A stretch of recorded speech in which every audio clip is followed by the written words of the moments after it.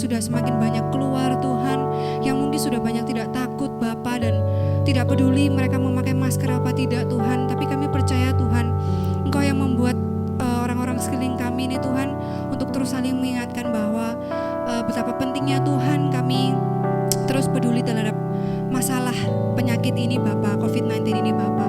Dan kami terus percaya Bapa bahwa Engkau Tuhan yang selalu ada Tuhan bersama-sama dengan kami, di mana kami berdoa Tuhan bersama-sama Tuhan, 2-3 orang berkumpul Tuhan, ataupun dalam kelompok kecil, kelompok besar Tuhan, kami percaya ketika kami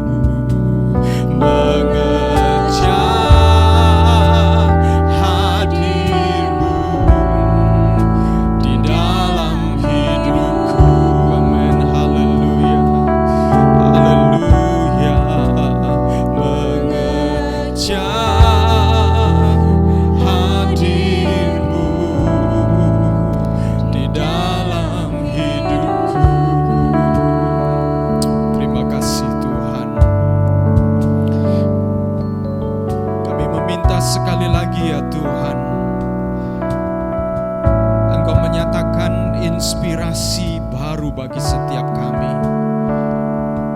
Engkau Allah yang besar, tapi pada saat yang sama Engkau Allah yang hadir di tengah-tengah segala keadaan. Dan kami minta sekali lagi Engkau berbicara melalui firman-Mu. Ya Bapa, ya Aba, mari ya Tuhan Roh Kudus Engkau berbicara kepada kami. Dan sekali lagi ya Tuhan, kami meminta supaya Tuhan Engkau menyatakan Roh-Mu yang hadir melalui setiap kata-kata firman-Mu.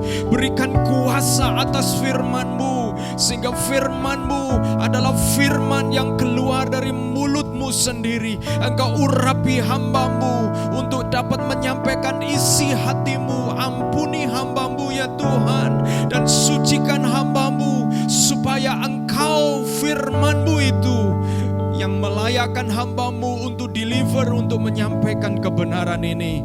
Terima kasih ya Tuhan, kami mengucap syukur ya Tuhan buat kehadiran-Mu di tengah-tengah kami, buat kehadiran-Mu di setiap rumah, buat kehadiran-Mu di dalam setiap kehidupan kami. Ajar kami ya Tuhan untuk mengalami kebesaran-Mu, sehingga di dalam segala keadaan ya Tuhan, iman kami tetap teguh karena kami mempercayai Engkau Allah yang besar. Terima kasih ya Tuhan, dan sekali lagi Engkau akan berbicara melalui kebenaran firman-Mu. Taruh hati kami rendah di hadapan-Mu ya Tuhan. Terima kasih, dan di dalam nama Yesus Kristus kami siap dengarkan firman-Mu. Haleluya. Amin. Amin. Amin. Puji Tuhan. Silakan saudara-saudara kembali lagi ke tempat duduk masing-masing. Shalom, selamat pagi saya ucapkan kepada saudara-saudara semuanya. Pagi hari ini saudara-saudara, saya bersyukur sekali karena kita telah melewati minggu lepas minggu dan ada di dalam pelayanan online selama beberapa waktu. Ini menyadarkan kita, paling tidak menyadarkan saya, bahwa di dalam keadaan yang serba terbatas ini, saudara-saudara, saya merenung kira-kira apa sih yang Tuhan sedang kerjakan di tengah-tengah segala keadaan yang seolah-olah dipaksakan seperti ini, saudara-saudara. Di dalam pandemi COVID-19 ini, saya merenungkan di mana kita tidak bisa ibadah seperti sebelumnya. Kita tidak bisa berkumpul bersama-sama seperti sebelumnya dan menikmati ibadah di mana kita berkumpul di satu gedung, dan gedung itu kita menyebutnya gereja. Dan ketika kita bisa berkumpul bersama-sama, maka kita cenderung melihat gedung gereja itu tempat kehadiran Tuhan. Dan gedung gereja menjadi gereja yang kita pikir sebagai gereja. Tetapi saudara-saudara, ketika kita dipaksa untuk tidak bertemu di dalam gedung gereja, kita juga dipaksa untuk tidak berbangga atas gedung gereja dan juga segala fasilitas gereja yang ada, saudara-saudara. Dan saya mulai berpikir, Tuhan sedang mengerjakan apa ya? Mengapa Tuhan paksa kita untuk kemudian hadir di rumah-rumah dan mempercayai Roh Kudus untuk bekerja melalui pelayanan online? Kita tidak bisa mengontrol orang lain, tidak bisa mengendalikan jemaat yang mendengarkan firman Tuhan, dan kita hanya berharap bergantung sepenuhnya kepada Roh Kudus untuk bekerja, saudara-saudara. Kita tidak bisa memakai sekali lagi mungkin lighting yang begitu rupa, mungkin performance drama dan lain sebagainya, saudara-saudara, karena kita dipatasi ketika kita ada di dalam pelayanan online. Saudara tidak bisa menikmati atau membiarkan orang terus menerus di dalam keadaan online itu mungkin lebih dari 1,5 jam, rasanya sulit, saudara-saudara. Dan dalam keadaan seperti ini saya berpikir, Tuhan, Engkau sedang mengerjakan apa untuk gereja Tuhan? Dan saudara-saudara, hal ini menyadarkan kepada saya paling tidak bahwa Tuhan sedang bekerja. Tuhan sedang bekerja. Apa yang Tuhan sedang kerjakan, saudara-saudara? saya melihat yang Tuhan sedang kerjakan hari-hari ini ketika kita dipaksa untuk tidak bertemu di dalam gedung gereja. Tuhan sedang memurnikan gereja Tuhan. Tuhan sedang benar-benar memulihkan gerejanya untuk benar-benar bahwa gereja Tuhan itu adalah orangnya. Gereja Tuhan bukan gedungnya. Gereja Tuhan bukan merek gerejanya. Gereja Tuhan juga bukan berbicara tentang fasilitasnya. Dan kadang-kadang saudara-saudara, beberapa waktu ketika gereja Tuhan itu terbatas kepada gedung gereja, kepada fasilitas, kadang-kadang ada paket-paket gereja, paket hemat gereja, saudara-saudara. Paket hemat gereja berbicara saudara bisa beribadah dalam waktu yang sangat hemat. Paket komplit gereja, saudara bisa beribadah ke gereja, setelah itu saudara hangout, saudara nongkrong, saudara kemudian makan dan shopping seperti sebuah paket komplit, saudara-saudara. Dan dalam keadaan sekarang ini, gereja tidak bisa dibungkus di dalam paket-paket seperti itu. Gereja adalah orangnya, saudara-saudara. Dan ketika kita berpikir gereja adalah orangnya, saya juga berpikir kira-kira apa yang harus disampaikan kepada gereja Tuhan. Saya diingatkan saudara-saudara bahwa semua yang kita miliki, gedung, fasilitas, semua ini kita akan tinggalkan.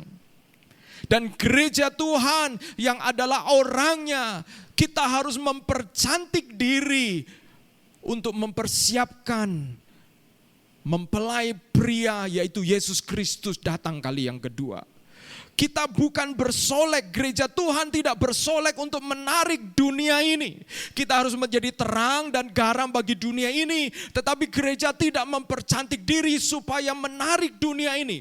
Gereja harus mempercantik diri karena gereja akan menanti-nantikan mempelai pria yaitu Yesus Kristus. Jadi saya mulai berpikir apa yang saya akan lakukan di tengah-tengah keadaan seperti ini. Gereja Tuhan yang Tuhan sedang kerjakan apa di dalam gereja Tuhan, saya mulai berpikir gereja Tuhan harus menjadi lebih menarik, lebih cantik bagi mempelai laki-laki yaitu Yesus Kristus. Dan pagi hari ini saudara-saudara, saya akan menyampaikan firman Tuhan dalam sepanjang bulan Juni ini yang saya beri judul Back to the Normal Christianity. Kembali kepada kekristenan yang normal. Kalau beberapa waktu orang mendengar new normal, orang dipersiapkan tentang kenormalan baru. Dan saudara-saudara, saya juga teringat kira-kira Kristen yang normal seperti apa. Apakah Kristen yang normal itu berbicara tentang beribadah kembali ke gedung gereja dan mungkin dengan jarak 1 meter, harus cuci tangan, harus pakai masker. Saudara-saudara, itu hal-hal yang fisik saudara-saudara. Tetapi lebih dari itu, Tuhan mengajak kita untuk mempersiapkan diri dan melihat gereja yang normal seperti apa. Gereja yang Tuhan telah lahirkan di dalam abad pertama itu adalah gereja yang normal. Gereja yang seharusnya menjadi model bagi semua gereja.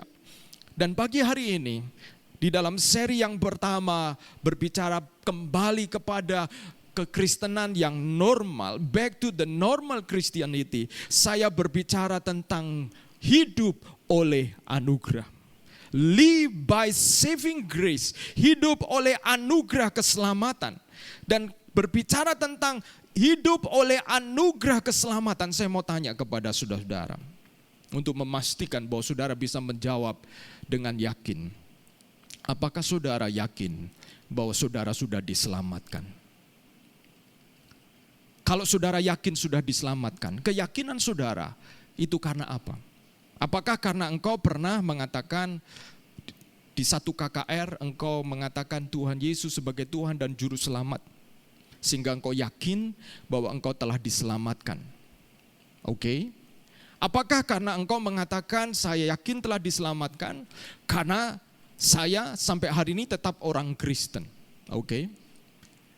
Atau Saudara menjawab, saya yakin telah diselamatkan karena saya yakin di dalam hati saya bahwa saya memang telah diselamatkan. Nah, semua yang saya sebutkan ini, ucapan mulut kita, keyakinan hati kita, saudara-saudara, dan kita tidak keluar dari kekristenan, itu semua, saudara-saudara, hal-hal yang memang kita bisa menjadi jawaban.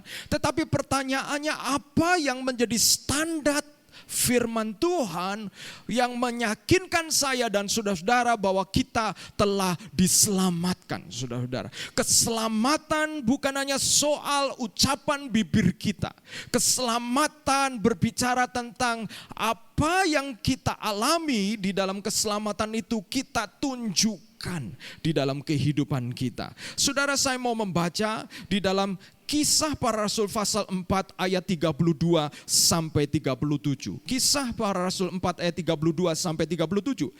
Adapun kumpulan orang yang telah percaya itu, mereka sehati dan sejiwa, dan tidak seorang pun yang berkata bahwa sesuatu dari kepunyaannya adalah miliknya sendiri, tetapi segala sesuatu adalah kepunyaan mereka bersama. Dan dengan kuasa yang besar, rasul-rasul memberi kesaksian tentang kebangkitan Tuhan Yesus, dan mereka semua hidup dalam kasih karunia yang melimpah-limpah. Perhatikan, mereka hidup di dalam kasih karunia yang melimpah-limpah, sebab tidak ada seorang pun yang kekurangan di antara mereka, karena semua orang yang mempunyai tanah atau rumah menjual kepunyaannya itu, dan hasil penjualannya itu mereka bawa dan mereka letakkan di depan kaki rasul-rasul, lalu dibagi-bagikan kepada setiap orang sesuai dengan keperluannya. Demikian pula dengan Yusuf oleh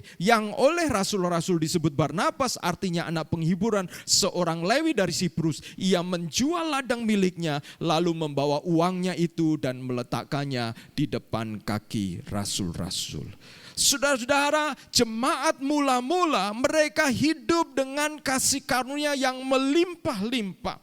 Mereka hidup dengan grace, kasih karunia yang melimpah-limpah, sehingga muncul buah-buah dari kehidupan yang dipenuhi oleh kasih karunia yang melimpah itu. Buahnya apa? Ditulis di sini, mereka sehati sejiwa.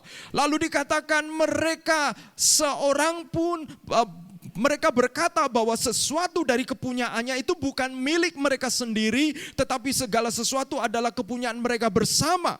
Mereka berbagi, saudara-saudara. Mereka bukan orang-orang yang egois. Mereka berbagi harta milik mereka, dibagikan. Bahkan Barnabas dari Siprus dikatakan menjual tanahnya, menjual harta miliknya, kemudian untuk hasil penjualannya dibagi. Kenapa? Karena pada waktu itu orang Kristen mula-mula di Yerusalem, mereka ada di dalam tekanan, ada di dalam penderitaan. Tetapi yang saya catat di sini bukan soal berbaginya, tetapi mengapa orang mau menjual harta miliknya? Mengapa mereka tidak merasa bahwa harta miliknya itu miliknya sendiri, tetapi itu dimiliki bersama? Mengapa itu bisa terjadi? Mereka adalah orang-orang yang tidak terikat dengan harta miliknya. Itu yang saudara-saudara yang terjadi. Kalau seseorang dipenuhi oleh anugerah Tuhan, maka harta yang dia miliki tidak mengikat dia. Sekalipun saya tahu bahwa mereka juga membutuhkan makan, mereka membutuhkan uang. Itu sebabnya mereka menjualnya, tetapi kemudian dengan dasar kasih karunia mereka kemudian membaginya, saudara-saudara. Berarti ada kasih karunia yang luar biasa yang menyebabkan mereka sehati, yang menyebabkan mereka tidak terikat dengan harta yang mereka miliki, dan yang kemudian yang menyebabkan mereka juga, para rasul, kesaksian mereka tentang kebangkitan Yesus itu diteguhkan oleh mujizat, oleh kuasa yang besar. Nah, saudara-saudara, hidup yang dipenuhi oleh kasih karunia adalah hidup yang seperti ini. Kasih karunia itu membuat seseorang merasa bahwa segala sesuatu tidak bisa dibandingkan dengan apa yang dia terima dari Tuhan. Segala sesuatu yang dia anggap berharga, tetapi sebenarnya dia tahu bahwa kasih karunia jauh lebih besar. Kasih karunia Tuhan yang dia alami, dia nikmati, itu jauh lebih besar. Nah, saudara-saudara, kadang-kadang ada orang-orang yang terbalik. Kasih karunia hanyalah sebuah aksesoris saja, kata-kata, puji Tuhan, hidup oleh kasih karunia. Tetapi di dalam perilakunya menunjukkan keterikatan kepada apa yang dia miliki. Di dalam perilakunya sulit menjadi sehati, sejiwa dengan orang percaya yang lain. Ada pride, ada kesombongan. Saudara, kasih karunia membuat saudara dan saya itu menjadi orang-orang yang merendahkan hati di hadapan Tuhan. Saudara, tahukah kita kerendahan hati itu bukan sebuah sifat yang kemudian kita bisa tiru, saudara-saudara. Kerendahan hati itu bukan, orang mungkin yang berkata ciri orang yang rendah hati sopan.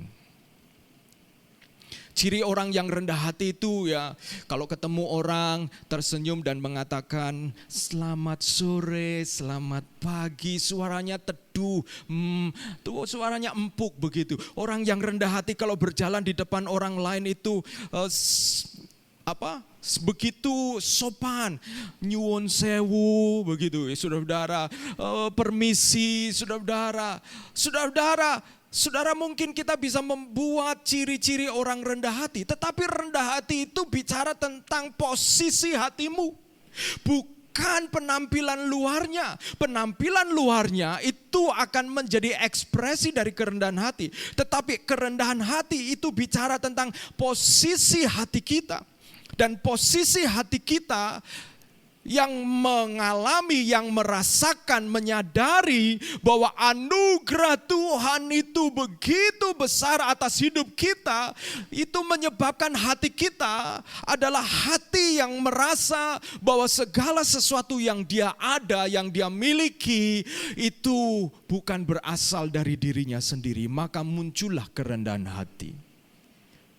Kalau itu turun, maka saudara mungkin saudara diinjak, saudara dihina, sakit iya. Kita bisa marah secara manusia, memang bisa marah. Kita bisa marah. Tapi ketika saudara rendah hati, saudara sadar bahwa pembalasan itu adalah haknya Tuhan. Saudara menyadari, saudara kalau salah, ada yang salah, kita memang harus marah. Tetapi saudara, orang yang rendah hati tidak membiarkan cara dia marah itu menghancurkan orang, merusak karakter orang itu. Dan membuat orang itu kemudian hancur berkeping-keping. Dengan menambahkan dasar kamu memang orang begini-begini, saudara melabel. Dan saudara, orang yang rendah hati sadar bahwa saya juga bisa melakukan kesalahan. Dan itu sebabnya ketika kita melakukan kesalahan dan orang lain menegur kita, kita sadar bahwa cara dia menegur kita menolong kita untuk melihat kasih karunia Tuhan. Dan saudara, mari kita akan melihat bahwa ketika jemaat mula-mula, orang Kristen mula-mula, yang saya melihat kehidupan normal, gambaran kekristenan yang normal adalah mereka begitu dikuasai oleh kasih karunia, maka saya mulai berpikir, kalau begitu mari kita pastikan bahwa setiap orang yang percaya, setiap orang yang meyakini Tuhan Yesus sebagai Tuhan dan Juru Selamatnya adalah orang-orang yang mengalami pertobatan, saudara-saudara. Orang-orang yang mengalami pertobatan. Orang-orang yang mengalami pertobatan. Mengapa?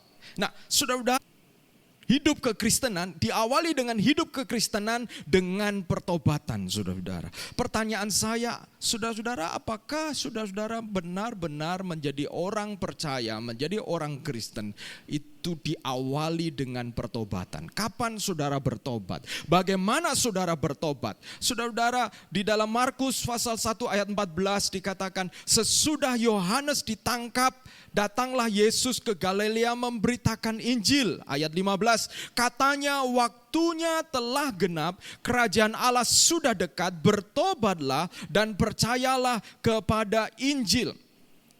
Tuhan Yesus mengatakan bertobatlah dan percayalah kepada Injil. Bertobat dan percaya, bertobat dan beriman. Percaya ini adalah seperti dua sisi mata uang, dua sisi koin, saudara-saudara. Ketika seseorang bertobat, maka dia juga tumbuh imannya untuk percaya kepada berita Injil, saudara-saudara. Jadi saudara-saudara, apa itu pertobatan, saudara-saudara? Apa itu pertobatan? Saudara-saudara, bertobat artinya itu secara sederhana adalah perubahan pikiran. Perubahan pikiran. Saudara perhatikan, saya baca di dalam Kisah Rasul pasal 2 ayat 36 sampai 38. Kisah Rasul 2 ayat 36 sampai 38 mengatakan, pada waktu itu Petrus berkhotbah, lalu kemudian ini responnya. Jadi seluruh kaum Israel harus tahu dengan pasti bahwa Allah telah membuat Yesus yang kamu salibkan itu menjadi Tuhan dan Kristus.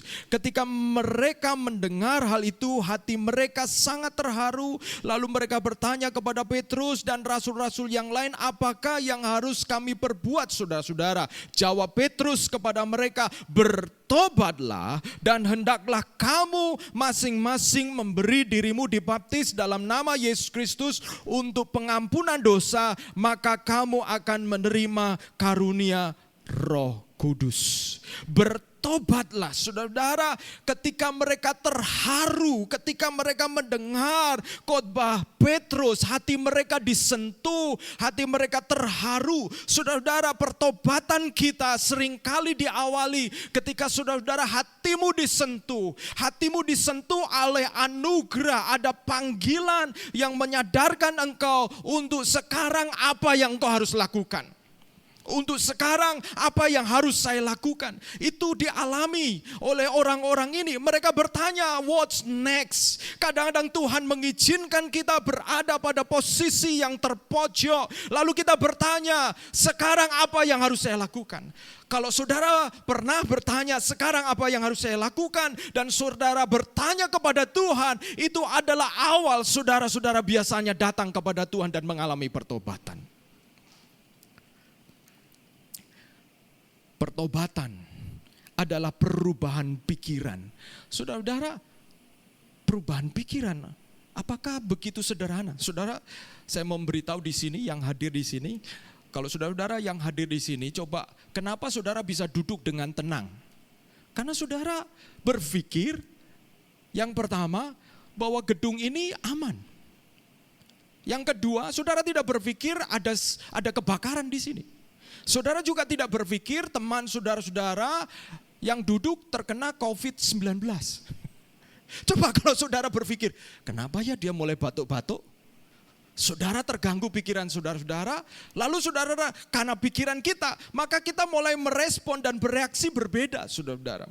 Saudara-saudara, pertobatan adalah perubahan pikiran kita. Ketika pikiran kita berubah, maka kehendak kita juga berubah. Ketika kehendak kita berubah, perasaan kita juga berubah, saudara-saudara. Dan ketika perasaan kita berubah, action kita, perbuatan kita itu juga berubah. Saudara-saudara, yang saya kasihi, pertobatan itu berbicara tentang perubahan pikiran yang terjadi oleh karena kita menerima anugerah. Saudara, perubahan pikiran tentang apa? Perubahan pikiran yang pertama tentang dosa. Ada orang yang berpikir dosa hanyalah sebuah kelemahan. Oh ya, itu kelemahan saya. Kalau kelemahan berarti kita bicara tentang kelebihan. Oh, kalau itu kelemahan berarti kamu punya kelebihan. Ya biasalah manusia punya kelebihan dan kelemahan. Saudara-saudara, ketika kita berpikir apa yang kita lakukan itu adalah kelemahan saja, maka pikiran kita ini adalah pikiran yang belum bertobat. Tetapi ketika kita mulai memandang dosa sebagai satu kenajisan, satu titik di mana yang mendatangkan maut, yang membuat kita melihat bahwa kita harus dilepaskan dari dosa itu, maka mulai terjadi perubahan pikiran terhadap dosa. Dan juga saudara-saudara, perubahan pikiran terhadap apa? Perubahan pikiran terhadap diri sendiri. Orang yang belum melihat dirinya sebagai orang yang membutuhkan Tuhan, yang perlu Tuhan, saudara-saudara. Dulu pada waktu saya pertama kali sebagai titik pertobatan saya, sekalipun saya anak pendeta, saya sejak lahir bertumbuh di dalam gereja dan mengenal itu pelayanan. Saya sekolah minggu, saya mulai terlibat pelayanan, saudara-saudara, semua baik-baik saja.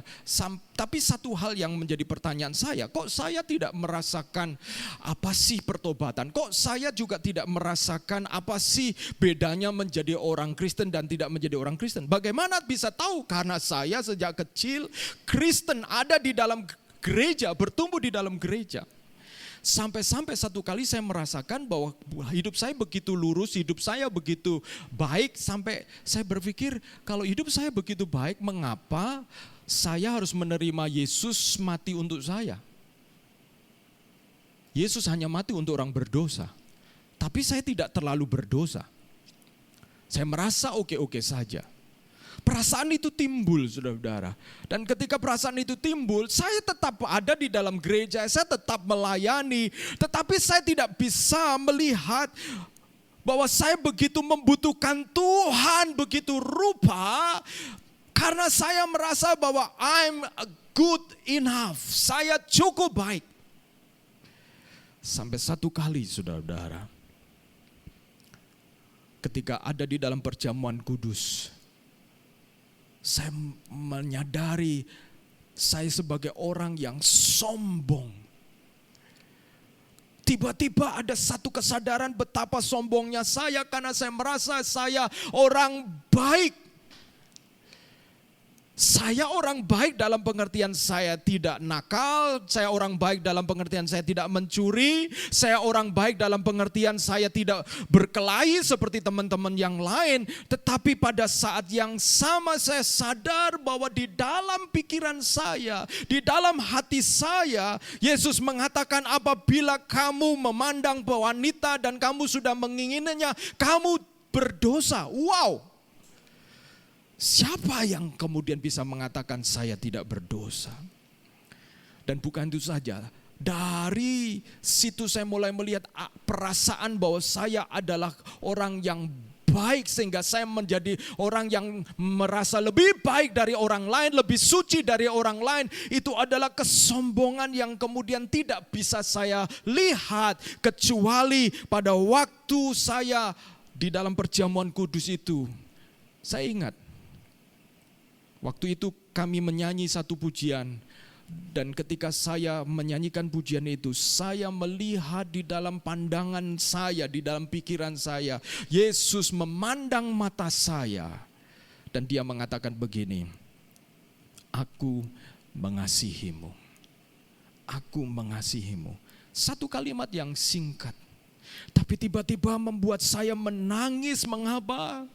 Karena sesungguhnya sekalipun saya merasa baik, sekalipun saya mungkin merasa cukup suci, tetapi sesungguhnya di dalam dasar hati saya yang paling dalam, saya menyadari bahwa saya tidak yakin apakah saya itu orang yang diselamatkan. Dan saya tidak yakin tentang bagaimana saya bisa tahu bahwa saya ketika saya mati hari ini, saya adalah seorang yang diselamatkan. Saya tidak tahu bagaimana bisa yakin. Kenapa? Karena kemudian saya menyadari bahwa kebaikan saya itu adalah sampah. Kenapa saya mengatakan sampah? Karena saya ingat, karena saya sebagai anak pendeta, saya berbuat baik lebih banyak karena takut nanti saya mempermalukan bapak saya sebagai pendeta. Ada beban berat. Saya tidak nakal karena saya takut nanti merusak nama baik. Ada tekanan sebagai seorang anak pendeta. Jadi kebaikan saya itu bukan semata-mata muncul dari kerinduan hati saya. Tapi kebaikan saya itu muncul karena ada beban yang berat. Dan waktu saya mendengar Yesus mengatakan, aku mengasihi engkau, saya hancur, saudara-saudara. Dan ketika saya hancur, saya menyadari bahwa semua kebaikan saya ini bukan lahir dari hati saya yang baik, tetapi lebih karena saya takut. Saya takut merusak nama baik. Saya takut nanti dicap sebagai anak yang tidak baik. Saya takut nanti mempermalukan orang tua. Dan itu adalah beban yang berat, saudara-saudara. Tetapi ketika Tuhan mengatakan aku mengasihi engkau, beban itu seolah-olah diangkat dan saya menyadari padahal kebaikan saya itu saya lakukan bukan dari hati saya, lebih karena beban. Saya kok bisa merasa lebih baik dari orang lain, lebih suci dari orang lain. Betapa saya telah tertipu oleh apa yang ada di dalam pikiran saya sendiri. Banyak orang yang tertipu oleh hati dan kelicikannya sendiri. Dan berpikir bahwa saya cukup baik. Sampai saudara-saudara mengalami anugerah Tuhan. Dan mengerti betapa besarnya anugerah itu. Saudara tidak akan bisa mengalami pertobatan. Kita akan mulai berpikir Tuhan berhutang kepada saya.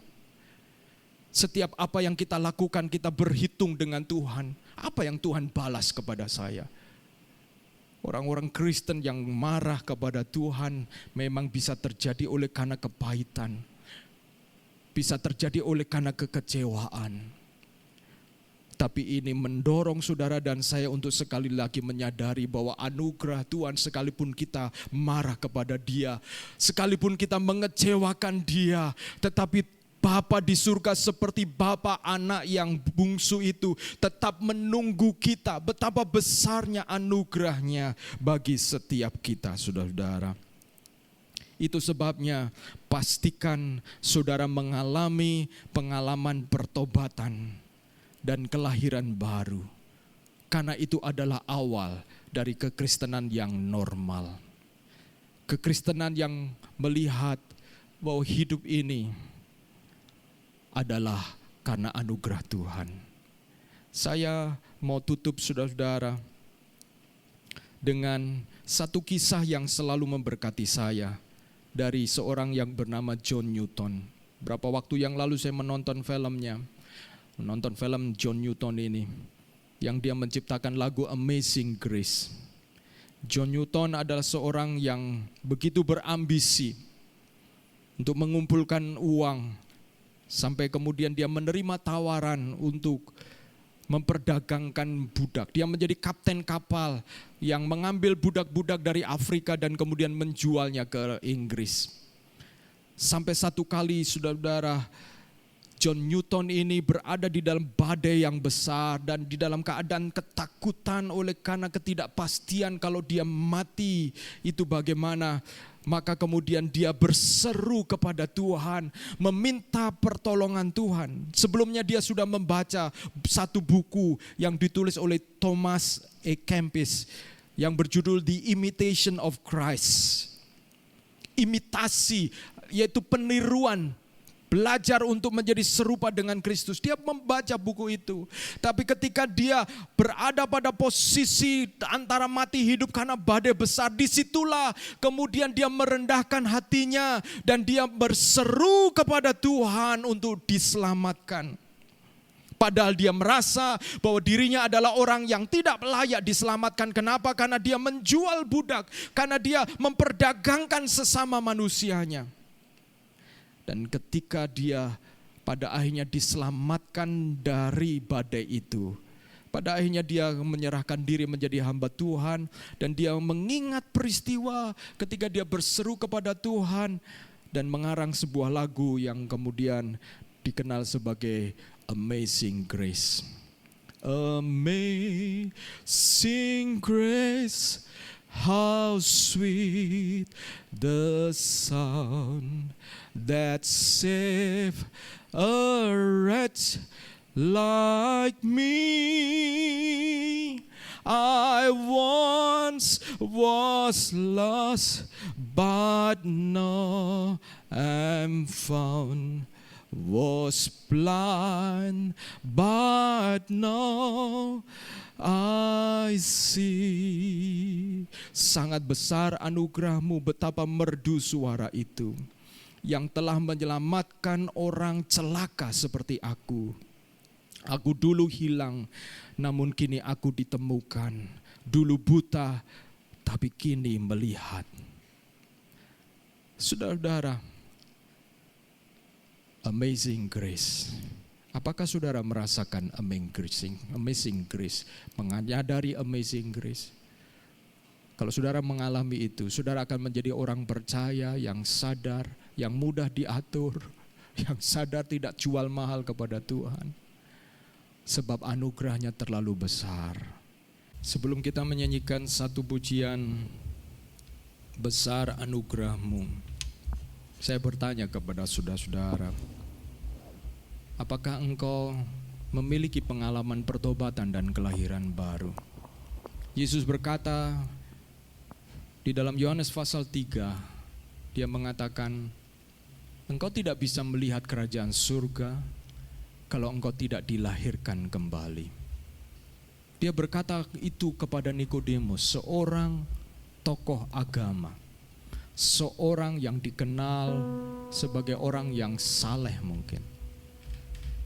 Tapi Yesus mengatakan kepada dia, kamu tidak bisa masuk melihat kerajaan Allah kalau kamu tidak lahir baru, dilahirkan kembali.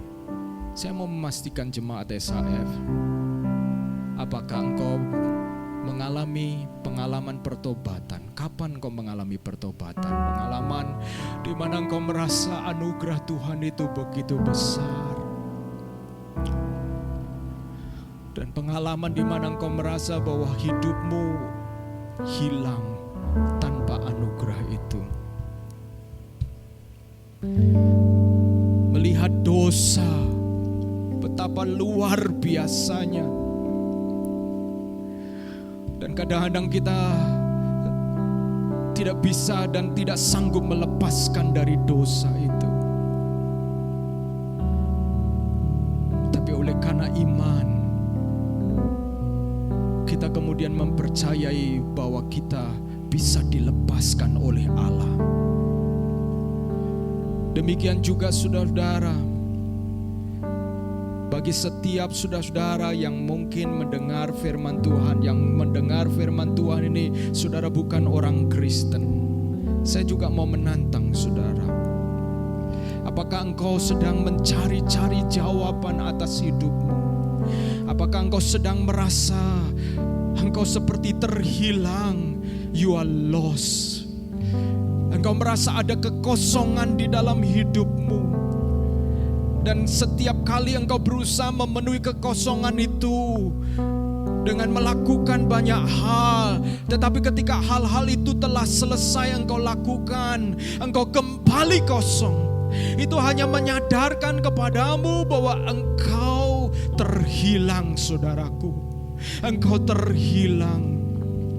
Engkau perlu berseru kepada Tuhan dan memanggil namanya dan menerima Yesus yang telah mati bagimu dan kembali kepada Dia.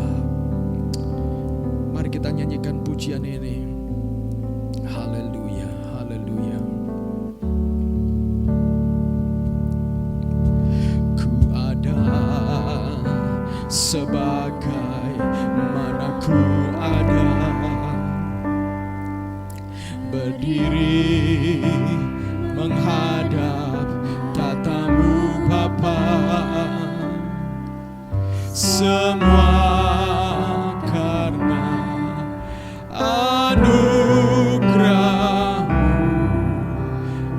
yang telah selamatkanku.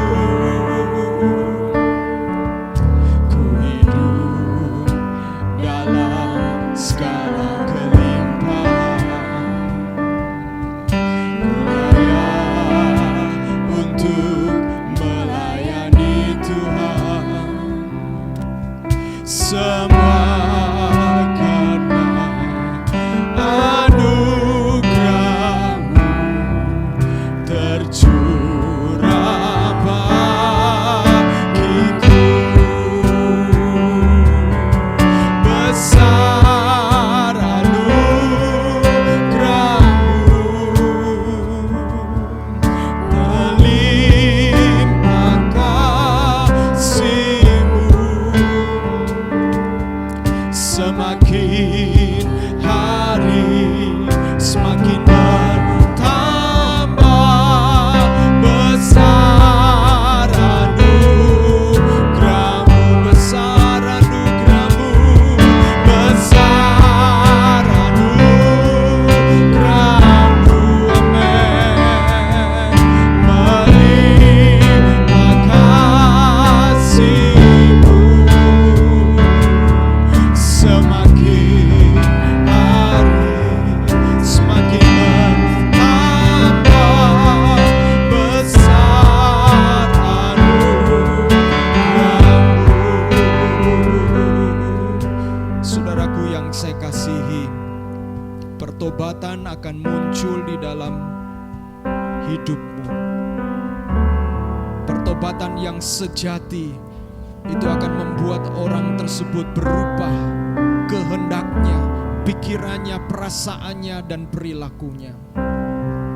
Kalau saudara ingin memastikan apakah saudara orang yang sudah diselamatkan, engkau cek baik-baik bagaimana. Apakah engkau telah berubah pikiranmu terhadap dosa?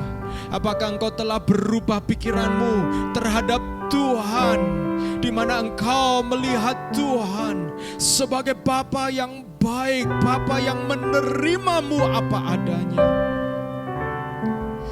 Dan engkau melihat dirimu sendiri sebagai orang yang tidak layak. Itu sebabnya kita menjadi rendah hati di hadapan. Kalau kita merasa paling benar, kalau kita merasa paling baik, saudara-saudara, hati-hatilah. Sebab itu berarti kita mulai menilai orang lain. Mari kita belajar menilai di hadapan Tuhan. Saudara-saudara, pertobatan itu adalah benih. Saudara, jangan bandingkan pertobatanmu dengan orang yang baru saja bertobat kemarin sore. Sebab benihnya berbeda. Orang yang sudah lama 12 tahun menjadi orang percaya akan berbeda dengan orang yang baru 1 bulan menjadi percaya. Saudara tidak bisa samakan. Sebab pertobatan itu juga bertumbuh sebagaimana iman bertumbuh. Demikian juga saudara, orang yang baru bertobat, jangan berkecil hati. Kenapa saya tidak bisa seperti mereka? Sebab engkau sedang bertumbuh. Yang pasti, kalau saudara sudah mengalami perubahan pikiran, engkau berubah pikiranmu, di sana ada benih pertobatan. Haleluya, haleluya. Pagi hari ini saudara, mari saya mengundang kita semua bangkit berdiri dimanapun engkau berada. Dan kita nyanyikan pujian ini, refnya saja. Kita mengatakan besar anugerah-Mu, dan hamba-Mu berdoa, kami berdoa supaya saudara dilawat oleh Roh Kudus. Anugerah besar, anugerah-Mu melimpah kasih-Mu, semakin hari semakin bertambah, besar anugerah-Mu, besar anugerah-Mu, besar anugerah-Mu, melimpah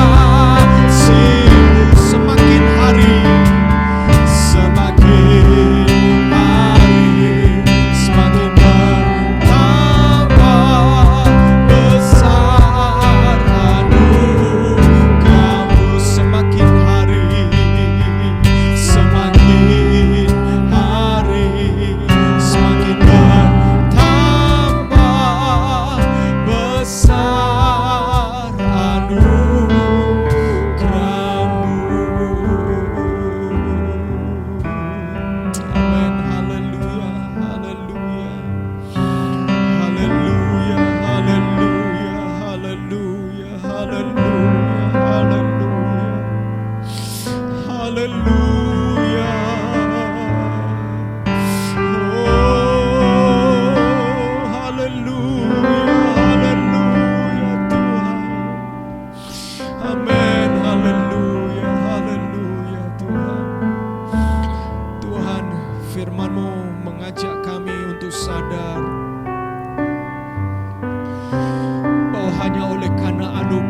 Saja Tuhan, kami ada sebagaimana ada hari ini.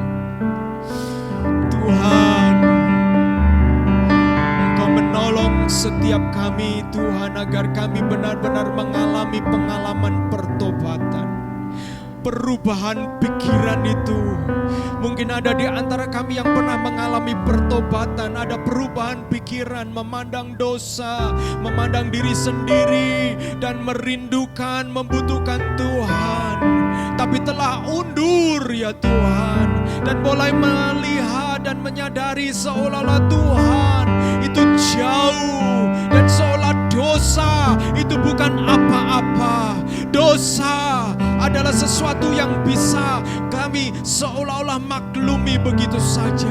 Oh Tuhan, kami berdoa supaya benih pertobatan yang pernah dialami sebelumnya itu Tuhan Engkau hidupkan kembali, dan Roh Kudus bekerja di dalam hatinya untuk dia mulai sekali lagi menghampiri Tuhan dan menyadari bahwa dosa itu akan membawa maut Tuhan. Dan tanpa pengampunan dan anugerah-Mu, kami akan tetap terikat oleh dosa itu. Dan hamba-Mu berdoa Tuhan, kiranya Tuhan Engkau menolong agar kami mulai berseru kepada Engkau. Ampuni kami Tuhan, ampuni kami Tuhan, ampuni kami. Dan bawa kami kembali pulang kepada Engkau ya Tuhan, menerima anugerah-Mu kembali. Demikian juga kalau kami sudah mengalami pengalaman-pengalaman pertobatan dan kami mulai bertumbuh, kami berdoa, hamba-Mu berdoa supaya pertobatan kami menjadi pertobatan yang makin dewasa. Bukan hanya sekedar kami melihat kami orang berdosa dan kami melihat dosa itu sebuah kenajisan, tetapi pertobatan kami akan membawa kami juga untuk melihat teman-teman kami yang lain yang masih terhilang, yang mendorong kami untuk mau rindu mereka juga mengalami anugerah-Mu juga Tuhan. Kiranya Tuhan Engkau menuntun kami masing-masing, sehingga seperti John Newton yang menyadari bahwa hidupnya adalah hidup manusia celaka yang buta, yang sekarang melihat. Dan John Newton juga berkata, "Your grace lead us home." Kasih karunia-Mu, anugerah-Mu akan memimpin kami sampai ke surga. Anugerah-Mu besar Tuhan. Apabila kami ada kepahitan, kiranya anugerah-Mu melimpah di dalam diri kami untuk kami mengampuni orang yang bersalah kepada kami. Karena anugerah-Mu akan membawa kami pulang sampai ke surga. Apabila kami merasa dikecewakan Tuhan oleh karena anugerah-Mu ya Tuhan, kami akan bangkit dari kekecewaan ini ya Tuhan, dan melihat bahwa yang menderita terlebih dahulu adalah Kristus bagi setiap kami, dan kekecewaan kami itu telah ditanggung oleh Kristus. Kami tidak menanggung kekecewaan sendiri, tetapi Kristus telah menanggung kekecewaan bersama dengan kami ya Tuhan. Dan sekali lagi kami diberikan kelepasan, kelegaan oleh anugerah-Mu Tuhan. Demikian juga kalau ada di antara yang mendengar firman Tuhan yang hari ini digerakkan oleh Roh Kudus untuk mengundang Yesus masuk dan mengampuni dosa dan menyelamatkan hidupnya, hamba-Mu berdoa, kiranya Tuhan Kau hadir kepada orang itu ya Tuhan. Kalau ada yang sakit, kiranya anugerah-Mu menjamah dia, dan melalui kuasa kebangkitan-Mu dia melihat bahwa anugerah itu nyata dalam hidupnya. Di dalam nama Yesus Kristus, anugerah-Mu cukup bagi setiap kami untuk melewati semua ini. Haleluya, Amin. Puji Tuhan saudara-saudara. Kayaknya Tuhan mendorong kita, berbahagialah orang yang mendengar firman Tuhan, dan terutama berbahagialah dia yang melakukan firman Tuhan. Saudara-saudara, saya akan menyampaikan kegiatan SIF House of Restoration selama 1 pekan. Hari Selasa nanti akan ada Moment of Restoration secara online. Kalau Selasa yang lalu kami mengadakan di dalam IG Live, saudara-saudara yang bergabung, saudara-saudara 2 minggu lagi, nanti 2 Selasa, jadi Selasa minggu depannya lagi kita akan ada IG Live lagi. Saudara-saudara silakan bergabung dengan kami, tetapi Selasa ini kami tidak adakan IG Live. Saudara-saudara bisa bergabung di dalam online, biasanya kami mengadakannya via Line.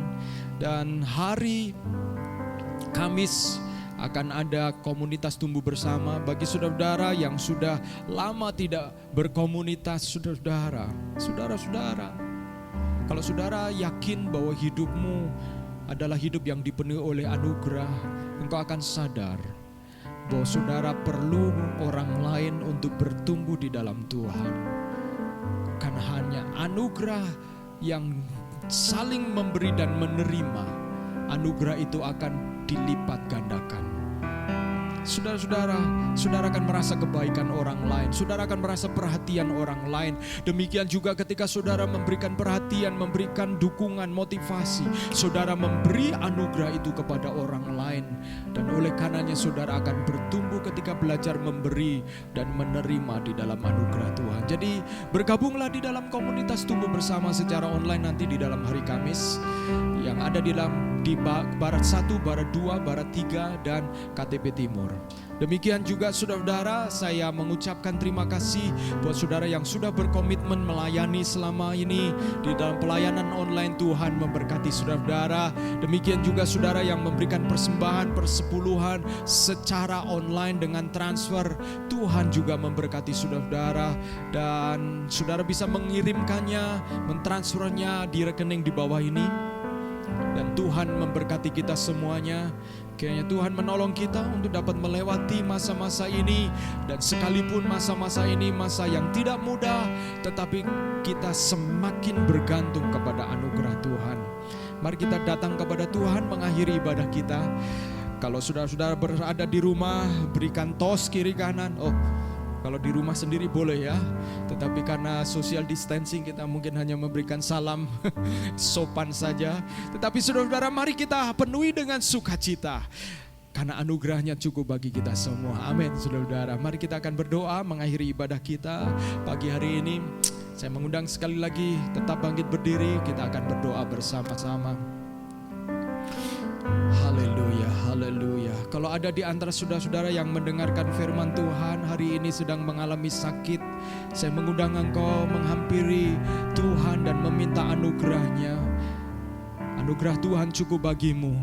Minta kesembuhan dari Dia, terutama kesembuhan jiwa yang penuh dengan pengharapan, kesembuhan jiwa yang melihat melampaui sakit penyakit, kesembuhan jiwa yang melampaui penderitaan. Mari kita datang kepada Tuhan. Bapa di dalam surga, kami mengucap syukur pagi hari ini. Oleh karena anugerah-Mu cukup bagi kami ya Tuhan, maka kami akan hidup di dalam hidup yang bertobat, hidup kelahiran baru, hidup manusia baru ya Tuhan. Kami mengalami perubahan pikiran, pembaharuan pikiran dari waktu ke waktu Tuhan. Dan kami mau berdoa supaya Tuhan Engkau menolong agar setiap kami masing-masing menjadi pelaku firman-Mu.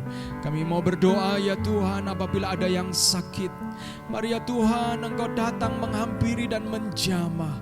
Nyatakan kuasa kebangkitan-Mu ya Tuhan, yang meneguhkan berita Injil-Mu.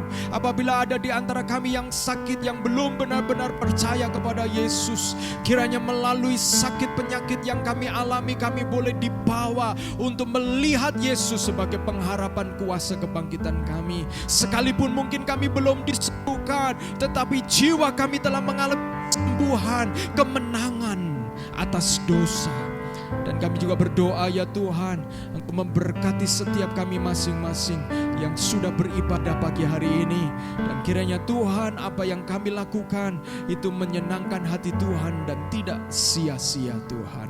Terima kasih ya Tuhan, berkati setiap para pelayan-Mu yang sudah melayani pagi ini, WL, singer, pemain musik, Tuhan, soundman, berkati setiap kami masing-masing Tuhan. Dan kiranya Tuhan, kami juga menjadi orang-orang yang menyatakan anugerah Tuhan yang luar biasa kepada dunia ini. Dan saat ini Tuhan, kami mengucap syukur semua yang ada kami. Saudaraku yang kekasih, angkatlah tanganmu dan terimalah berkat Tuhan. Kiranya Tuhan menyinari engkau dengan wajah-Nya dan memberi engkau damai sejahtera, memberikan engkau kekuatan baru, menyadarkan kita setiap waktu bahwa tanpa Tuhan kita bukan apa-apa dan bukan siapa-siapa. Anugerahnya terlalu besar buat setiap kita, setiap engkau dan saya, sehingga setiap kita akan selalu merindukan manusia baru itu terus nyata di dalam hidupmu. Rindukanlah itu, hidupi firman, supaya hidupmu menjadi hidup yang penuh dengan kemenangan, sukacita yang sejati. Diberkatilah pekerjaanmu, diberkatilah hidupmu, diberkatilah hubunganmu, diberkatilah apa yang kau kerjakan di dalam takut dan gentar, dan diberkatilah masa depanmu. Selama Tuhan masih memberikan kesempatan engkau dan saya melayani Dia, layanilah Tuhan dengan sungguh-sungguh, sebab anugerahnya tak terbatas bagi setiap kita. Dan buat engkau yang sedang hari ini merasakan engkau jauh dari Tuhan, dengar suara panggilan Roh Kudus, kembali kepada Tuhan. Dan kiranya Tuhan memberkati langkah-langkahmu yang menuju kepada Tuhan. Dan kiranya damai sejahtera Allah Bapa serta kasih sayang Tuhan Yesus Kristus dan penghiburan oleh karena Roh Kudus menyertai engkau dan saya mulai hari ini sampai Maranatha Tuhan Yesus datang kali yang kedua menjemput kita semua, orang-orang yang pasti diselamatkan oleh karena bertobat dan lahir baru di dalam Dia. Haleluya. Amin. Tuhan memberkati saudara-saudara. Happy Sunday. Dan sekali lagi Tuhan memberkati kita. Amin.